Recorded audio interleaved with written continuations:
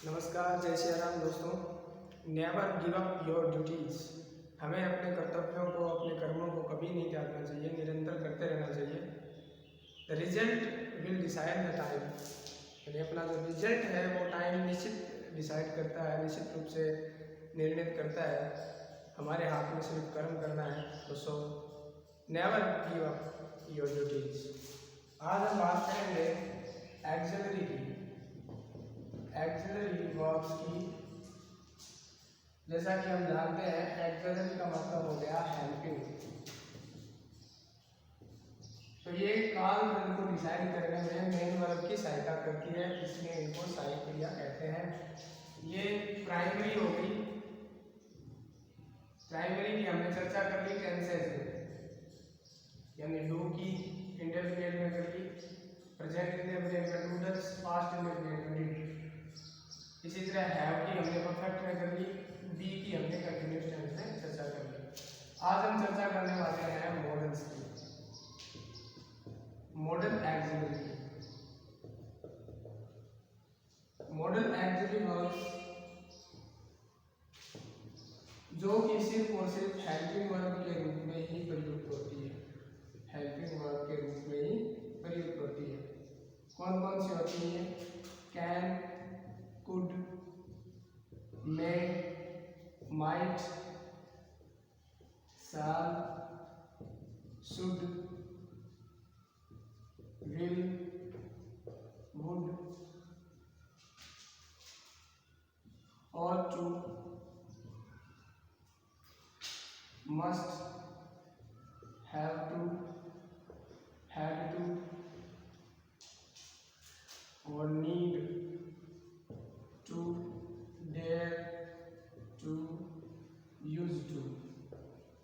अब ये तीन जो मॉडल एक्सिलरी हैं ये मार्जिनल होते हैं। मार्जिनल का तात्पर्य हो गया, यानी नीड के साथ टू हटा दिया जाए तो ये एमवी के रूप में भी प्रयुक्त होती है। डेयर के साथ टू हटा दिया जाए तो ये मेन वर्ब के रूप में प्रयुक्त होती है। तो यूज के साथ टू हटाकर इसकी फर्स्ट फॉर्म सेकंड फॉर्म में प्रयुक्त किया जा सकता है एमवी के रूप में। तो तीन मॉडल्स होती हैं, need to, dare to, use to, जो कि मार्जिनल होती है, मेन वर्ब के रूप में प्रयुक्त होती है। तो मॉडल्स की सबसे खास बात यह है कि ये हमेशा हेल्पिंग वर्ब के रूप में प्रयुक्त होती है, इन तीन को छोड़कर। वो भी कंडीशन है, आप पढ़ेंगे। दूसरी खास बात कि मॉडल्स के साथ यदि जनरली बात कंडीशंस की बात करें तो हमेशा एमवी की फर्स्ट फॉर्म का प्रयोग होता है। मॉडल्स के साथ जनरली एमवी की फर्स्ट फॉर्म का प्रयोग होता है। चलिए आज हम बात करेंगे कैन और कुड की।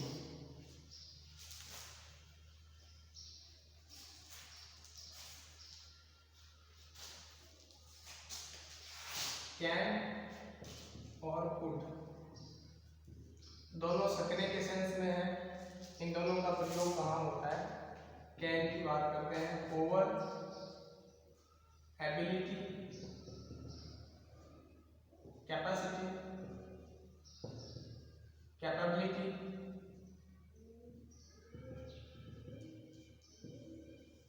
प्रेजेंट में और फ्यूचर में।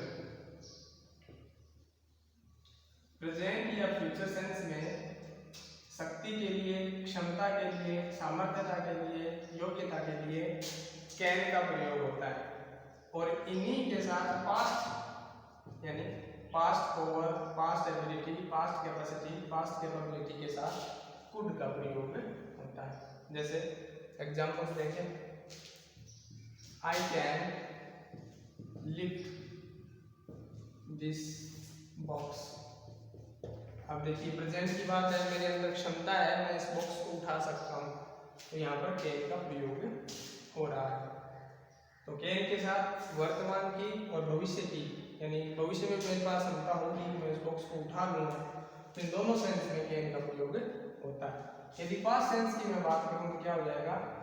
व्हेन आई वॉज यंग, जब मैं जवान था, I could lift this box. अब यहाँ पर देखिए ये वाक्य पास्ट का हो गया, इसलिए यहाँ पर कैन का लिखना बिल्कुल गलत होता है। स्पोर्टिंग डायरेक्ट का इश्यू बनता है। जब मैं जवान था तब मेरे अंदर क्षमता थी, ये सामर्थ्यता थी कि मैं इसको उठा सकता हूँ, लेकिन अब है वो सामर्थ्यता नहीं है। इसी तरह एक सेंटेंस को देखिए, दे कैन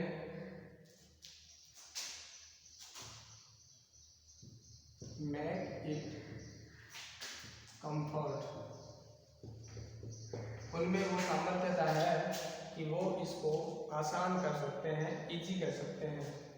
तो ये होगी वर्तमान समय की और भविष्य के समय की। यदि ऐसी बात आ जाए, यदि भूतकाल की बात आ जाए, ऐसे होता when they were children, जब वे बच्चे थे, यानी समय बीत गया, भूतकाल की बात है, they could make it comfort। तो ये हमें ध्यान में रखना है। जब कोई भी शक्तिशाली, कोई भी सामर्थ्यता, योग्यता, वर्तमान और भविष्य की चर्चा हो तो हम यूज करते हैं कैन, और जब भूतकाल की बात आ जाए तो यूज करते हैं कुड का। और स्पोर्टिंग डायरेक्ट के लिए क्या होगा, इनके अगेंस्ट हमें दे दिया जाएगा, यानी भूतकाल वाले वाक्य के अंदर यहाँ पर यदि कैन दे दिया जाए तो यहाँ पर कैन लिखना कतई सही नहीं है, बिल्कुल गलत है। यहाँ पर भी यदि कैन दे दिया जाए तो ये बिल्कुल गलत है, ये हमें ध्यान में रखना है। और स्पोर्टिंग एरर के लिए कैन कुड का सबसे बड़ा इश्यू है एबल टू। एबल टू का मतलब भी कैन ही होता है, एबल टू का मतलब सामर्थ्यता है। जैसे I am able to teach English. अब यहाँ पर ये वाक्य इस प्रकार से लिखो, एक ही बात है, या फिर इसको ऐसे लिखो, आई कैन टीच इंग्लिश, तो भी सही बात है। स्पोर्टिंग एरर वाला क्या करेगा, एंड की जगह कैन दे देगा। I can able to teach English, जो कि सुपरफ्लूस, सुपरफ्लूस का मतलब मोर देन नीड, यानी आवश्यकता से अधिक दे देना। तो यहाँ पर कैन का मतलब भी सामर्थ्यता है, एबल टू का मतलब भी सामर्थ्यता है, तो दोनों बार सामर्थ्यता देने का कोई औचित्य नहीं बनता है। तो I can able to teach English लिखना बिल्कुल गलत है। इसका सही क्या हो जाएगा, आई कैन टीच इंग्लिश, या फिर कैन की जगह आप किसी और कोई प्राइमरी एक्सिलरी की यूज कर सकते हो, वाज, इज एंड वर, तो भी वो सही होता। चलिए इनके एक दो सेंटेंस हम देखते हैं।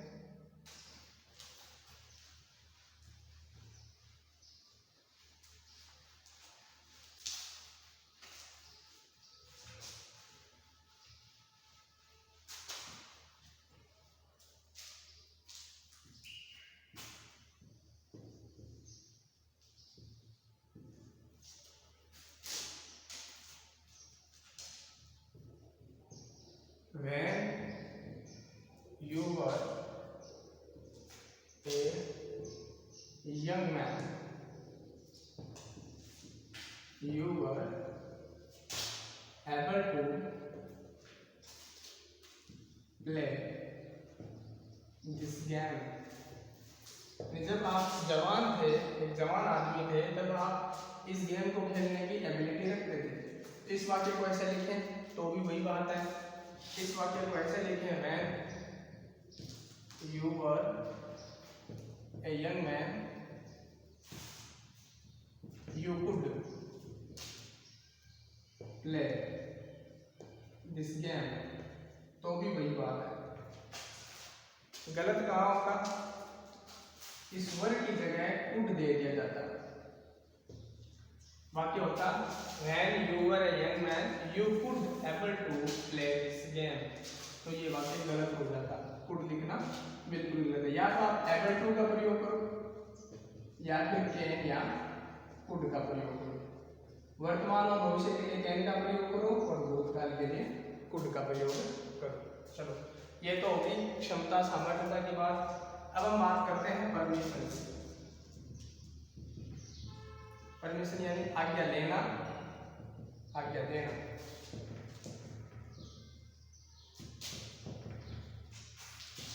कैन से इनफॉर्मल और फूड से फॉर्मल। कैन से यदि कोई आज्ञा देते हैं तो वो होती है अनौपचारिक, और फूड से आज्ञा लेना देना होता है औपचारिक। जैसे बात करें कैन आई हेल्प यू, तो इस वाक्य में मैं आपको पर्सनली जानता हूँ और मैं आपको अनौपचारिक रूप से कह रहा हूँ कि आपकी मैं क्या सहायता कर सकता हूँ। और यदि मैं आपको नहीं जानता, आप अननोन पर्सन है, तो ये वाक्य कैसे होता? Could I help you, I asked someone. मैंने किसी से पूछा था कि मैं आपकी सहायता कर सकता हूँ। तो यहाँ पर देखो समवन है यानी अननोन पर्सन है, तो इसीलिए यहाँ पर कुड का प्रयोग हो रहा है। और स्पॉटिंग द एरर में ऐसे वाक्य में यदि कैन का प्रयोग कर दिया जाए तो वहाँ पर ये अपना एरर स्पॉट का बड़ा इश्यू बन जाता है। और एक कैन से जो भी परमिशन दी जाती है वो श्योरिटी होती है, उसकी श्योरिटी 100% होती है।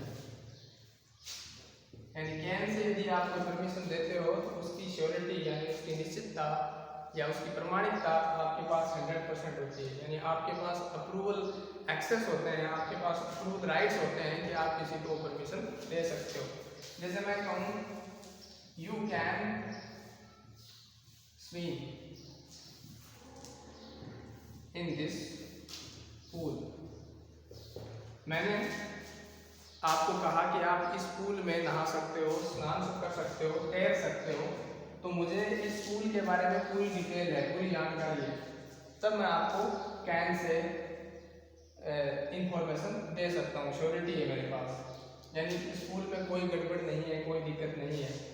और ये वाक्य स्पोर्टिंग एरर कैसे हो सकता? मे बी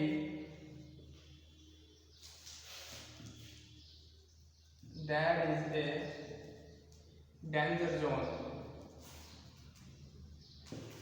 यदि वाक्य आगे और होता शायद यहाँ पर एक खतरा का निशान है, खतरे की मोड़ है, खतरे की घंटी है या खतरे के कोई क्षेत्र है, और फिर मैं आपको कैन से परमिशन दूँ तो वो एकदम गलत है, वो एकदम गलत है। ये वाक्य कब सही है? दिस इज वेरी सेफ, ये एकदम सुरक्षित है, आप नहा सकते हो। तो कहने का तात्पर्य कैन से आप कोई भी परमिशन देते हो तो उसमें श्योरिटी आपकी 100% होती है, और फुड से परमिशन दी जाती है वो अननोन पर्सन से, यानी औपचारिक रूप से किसी को परमिशन ली हो दी जाती है।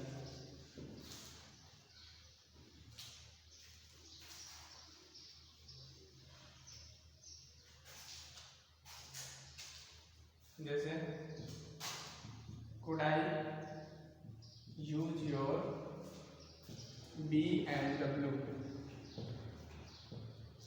देखिए मैं आपकी BMW यूज कर सकता हूँ, तो इसमें अननोन पर्सन से ये जो खुद की परमिशन है वो हेजिटेटिंग भी होती है। अननोन के साथ, औपचारिक के साथ इसमें थोड़ी सी हेजिटेशन भी होती है, यानी गिड़गिड़ाहट भी होती है। लेकिन ये बात कहना यूज योर पेन, अब हमें पता है कि सामने वाले से पेन मांगेंगे तो बिल्कुल नहीं हेजिटेट करेगा, दे देगा। लेकिन महंगी कोई चीज़ मांगते हैं तो उसमें हेजिटेट होना स्वाभाविक है। तो कुड से कोई परमिशन दी जाती है वो औपचारिक भी होती है, हेजिटेटेड भी होती है, और कैन से अनौपचारिक होती है और डायरेक्ट परमिशन होती है। आई होप कैन और कुड के बारे में हम सभी ने समझा। Thank you.